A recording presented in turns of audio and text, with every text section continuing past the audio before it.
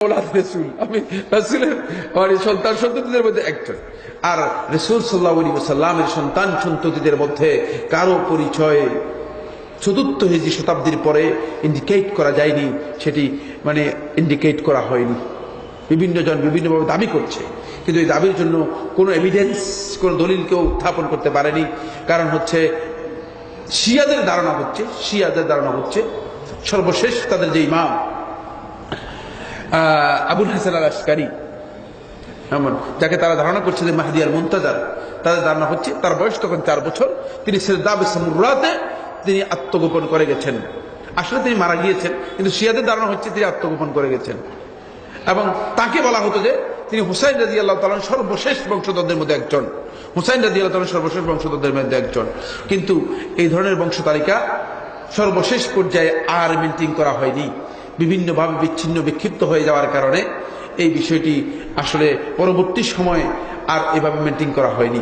সেক্ষেত্রে যারা দাবি করছেন তাদের কোনো এভিডেন্স নেই, তারা এমনি দাবি করছেন। এখন মনে করেন আমিও যদি বিভিন্ন ছবি সুরত ধারণ করে এখানে এসে দাবি করি যে আবুল কালাম ভাই আমি আওলাদে রাসূল, তাহলে আপনারা কি বলবেন? আপনারা আমাকে মিথ্যা সাব্যস্ত করতে পারবেন, সত্য সাব্যস্ত করতে পারবেন। আমি বললাম যে আমি আওলাদে রাসূল।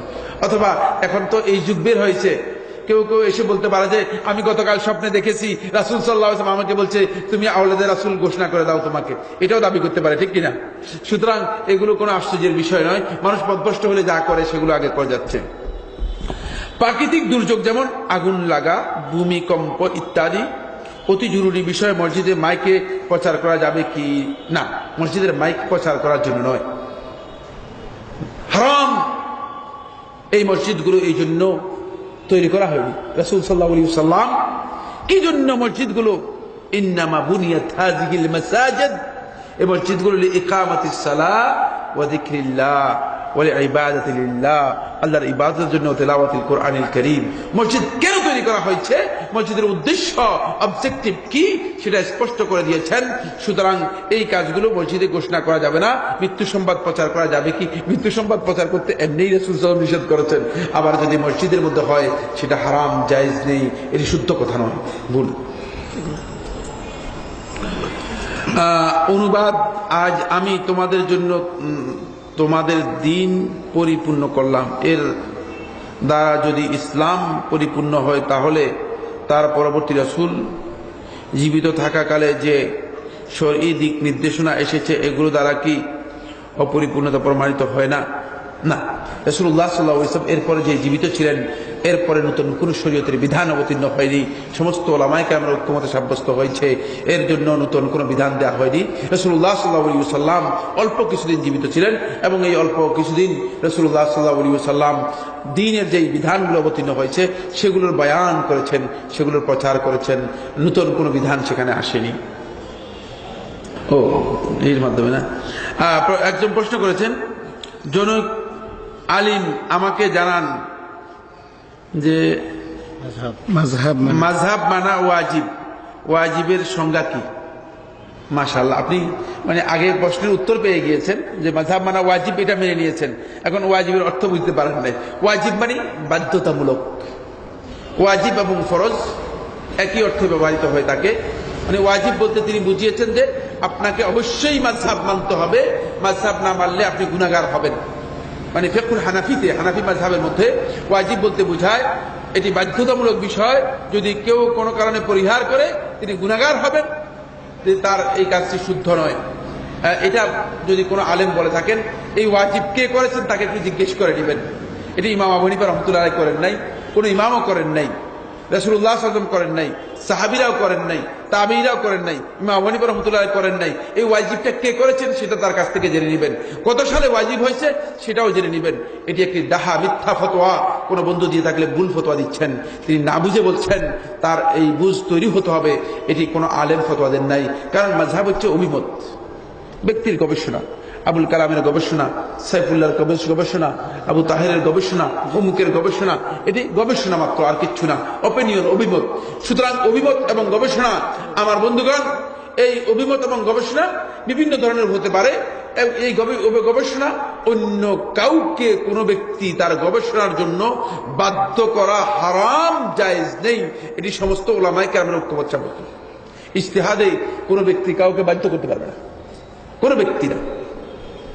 এমনকি ইজতিহাদুল কাদি এর মধ্যে, তাফসিরাতুল হুকামের মধ্যে ইবনে ফরহুন রাহমাতুল্লাহ আলাইহি উল্লেখ করেছেন, ইজতিহাদুল কাদি, কোর্টে বিচারক যদি কোনো ইজতিহাদ করে, তার ইজতিহাদেও তিনি অন্য কাদিকে, অন্য বিচারককে কি করতে পারবে না, বাধ্য করতে পারবে না, যেহেতু এটি ব্যক্তিগত গবেষণা, ব্যক্তিগত চিন্তাধারা। এই জন্য ব্যক্তিগত ওপিনিয়নকে কারোর জন্য বাধ্যতামূলক যদি কেউ বলে থাকেন, তিনি ভুল বলেছেন। উজুর নিয়ত কি, সঠিকভাবে কিভাবে উজু করতে হবে? মাশাআল্লাহ, সুন্দর প্রশ্ন করেছেন। উজুর নিয়ত মানে আপনি উজু শুরু করার আগে অন্তরে যে উজু করবেন এই সংকল্প করার নাম হচ্ছে নিয়ত। এর জন্য কোনো নিয়ত নেই, এর জন্য কোনো টেক্সট নেই। নাওয়াইতু আন আতাওয়াদ্দা লিল্লাহি, এই যে মানে টেক্সট তৈরি করে নেওয়া হয়েছে উজুর জন্য, এই টেক্সট রাসূলুল্লাহ সাল্লাল্লাহু আলাইহি ওয়াসাল্লাম হাদিসের মাধ্যমে সাব্যস্ত হয়নি। আচ্ছা, পারফিউম বা সেন্ট ব্যবহারের নিয়ম কি? অর্থাৎ পারফিউম ব্যবহার করে নামাজ পড়া যাবে কিনা? নামাজ পড়া যাবে, পারফিউম ব্যবহার করতে পারবেন, এটি নিয়ম নাই, নিয়ম আপনার মধ্যে। এটা কোনো হাদিস, কোন হাদিসের বিষয় নয়, বুঝতে পেরেছেন কিনা? এটার জন্য যে শরীয়র নিয়ম থাকতে হবে, এটা হচ্ছে আপনি কোন কাপড় কিভাবে পরবেন সেটা, মানে গায়ের মধ্যে সেন্ট দিবেন না আতর দিবেন সেটা আপনার ব্যক্তিগত বিষয়, তবে এটি জায়েজ, ব্যবহার করতে পারেন। খাওয়ার সময় কথা বলা নিষেধ আছে কি? খাওয়ার সময় কথা বলা কোনো হাদিসের মাধ্যমে নিষেধ সাব্যস্ত হয়নি। দাঁড়িয়ে পানি পান করার অনুমতি আছে কি? না, দাঁড়িয়ে পানি পান করা জায়েজ নেই, বরং শেখ নাসিরুদ্দিন আলবানী রাহমাতুল্লাহ কঠিনভাবে এটাকে নিষেধ করেছেন। যদিও একদল উলামায়ে কেরাম বলেছেন যে জায়েজ রয়েছে, কিন্তু হাদিসের বক্তব্য থেকে আমরা স্পষ্ট বুঝতে পারি রাসূলুল্লাহ সাল্লাল্লাহু আলাইহি ওয়াসাল্লাম পছন্দ করেছেন, সুতরাং উচিত নয় যে কোনো ব্যক্তি দাঁড়িয়ে মানে পানি পান করবে।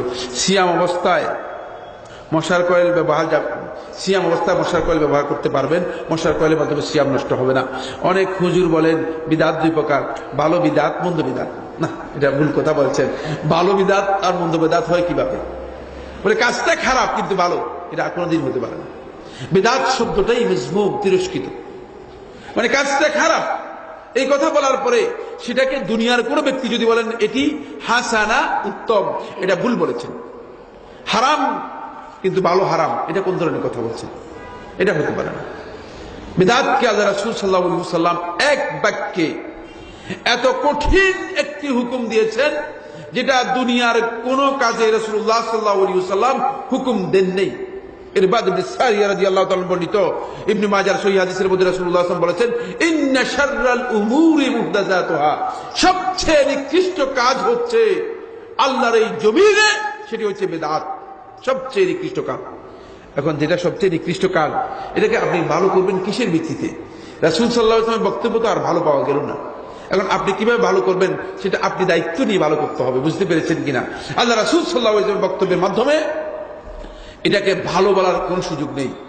আরো কিছু কনফিউশন থেকে যেতে পারে, সেটা হচ্ছে কেউ কেউ বলতে পারেন যে সাইফুল্লাহ ভাই, এখানে তো বেদাত শব্দ আসে নাই, রাসূল সাল্লাল্লাহু আলাইহি ওয়াসাল্লাম এটাকে বুঝাইছেন, আপনি এটা বললেন কেন? এই কারণে আল্লাহ রাসূল সাল্লাল্লাহু আলাইহি ওয়াসাল্লাম আরেকটি হাদিস আব্দুল্লাহ ইবনে মাসউদ থেকে, এটা সুনান তিরমিজি বর্ণনা করেছেন, ইবনে মাজাহ বর্ণনা করেছেন, আবু দাউদ বর্ণনা করেছেন, আহমদ ইবনে হাম্বল মুসনাদের মধ্যে বর্ণনা করেছেন। এই হাদিসের মধ্যে স্পষ্ট বলে দিয়েছেন, কুল্লু বিদআতিন দালালাহ, সমস্ত বেদাতই বিভ্রান্তি, স্পষ্ট করে দিয়েছে। সুতরাং এটি হকের মধ্যে, সত্যের মধ্যে আসবে না। ফামাযা বা'দাল হাক্কি ইল্লা দালাল, হক এর বাহিরে যেটা সেটাই হচ্ছে বিভ্রান্তি। সুতরাং সমস্ত বেদাতকে চিহ্নিত করে দিয়েছেন, এটাকে আপনি ভালো করার সুযোগ নেই। আপনার হুজুরকে বলেন যদি তৈল মালিশ করে কোন রকম বেদাতকে ভালো করতে পারে কিনা, কিন্তু কিয়ামত পর্যন্ত শয়তান ছাড়া কোন ব্যক্তির কাছে বেদাত ভালো হওয়ার কোনো সম্ভাবনা নেই। হুজুররা বলেন ভালো বিদাত গ্রহণযোগ্য আর খারাপ বিদাত বলে দিয়েছি। হুজুরদের অনেক বক্তব্যই থাকতে পারে, ভালো বিদাত হওয়ার সুযোগ নেই। আর এখানে বিভ্রান্তি আছে, সেই বিভ্রান্তি হচ্ছে এই, কেউ কেউ বেদাত বুঝেনি নেই। তিনি যে সমস্ত বেদাত গুলো বলে থাকেন যে ভালো বেদাত, মানে মাইকে তো বেদাত, পানিও তো বেদাত, এটাও বেদাত, টেবিলও বেদাত, এগুলো রাসূলের সময় ছিল না, ফালতু কথা। দুনিয়ার কোনো বিষয় বেদাতের সাথে সম্পৃক্ত না, এগুলো আল্লাহ রাব্বুল আলামিনের নিয়ামত, বুঝতে পেরেছেন? এগুলো বেদাত, এগুলো কি নিয়ামত। মাইক একটা নিয়ামত, এই যে ক্যামেরা একটা নিয়ামত, এর মাধ্যমে আপনি ছবি করে মানুষের কাছে আপনার বক্তব্য পৌঁছাতে পারছেন, এগুলো হচ্ছে নিয়ামত, এগুলো বেদাত নয়। এগুলোকে বেদাত যারা বলছেন তারা ভুল বলছেন, এটি শুদ্ধ নয়। নামাজের শেষ বৈঠকে ডান হাত আঙ্গুলের নাড়ানোর মাধ্যমে যে ইশারা করা হয় তার সঠিক পদ্ধতি কি? সঠিক পদ্ধতি হচ্ছে আপনি তাশাহুদ পড়ার সময় আঙ্গুল দিয়ে ইশারা করবেন, আশারা বিহা ইউহাররিকুহা ওয়া আশারা বিহা। রাসূলুল্লাহ সাল্লাল্লাহু আলাইহি ওয়াসাল্লাম হাদিস দ্বারা সাব্যস্ত হয়েছে আঙ্গুল নাড়াতেন এবং ইশারা করতেন, এটা হচ্ছে সঠিক পদ্ধতি। রাসূল সাল্লাল্লাহু আলাইহি ওয়াসাল্লাম জানাজার সালাতকে কে বলিয়েছিলেন কিভাবে? রাসূলুল্লাহ সাল্লাল্লাহু আলাইহি ওয়াসাল্লাম জানাজার ইমামতি হয়নি, একটি নির্দিষ্ট ইমামতিতে সালাত আদায় হয়নি, দলে দলে সাহাবীরা এসেছেন এবং সালাত আদায় করে গেছেন, সুনির্দিষ্ট করে ইমাম ছিল না। সিগারেট বিক্রেতার বাড়িতে খাওয়া জায়েজ কিনা? সিগারেট বিক্রেতার বাড়িতে খাওয়া জায়েজ রয়েছে, তবে সিগারেট বিক্রি করা হারাম, সিগারেটের ব্যবসা করা হারাম, সিগারেট খাওয়াও হারাম। জর্দা খাওয়া জায়েজ কিনা?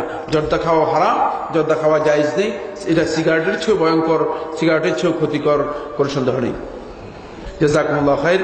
সুবহানাকাল্লাহুম্মা ওয়া বিহামদিকা আশহাদু আল্লা ইলাহা ইল্লা আনতা আস্তাগফিরুকা ওয়া আতুবু ইলাইক।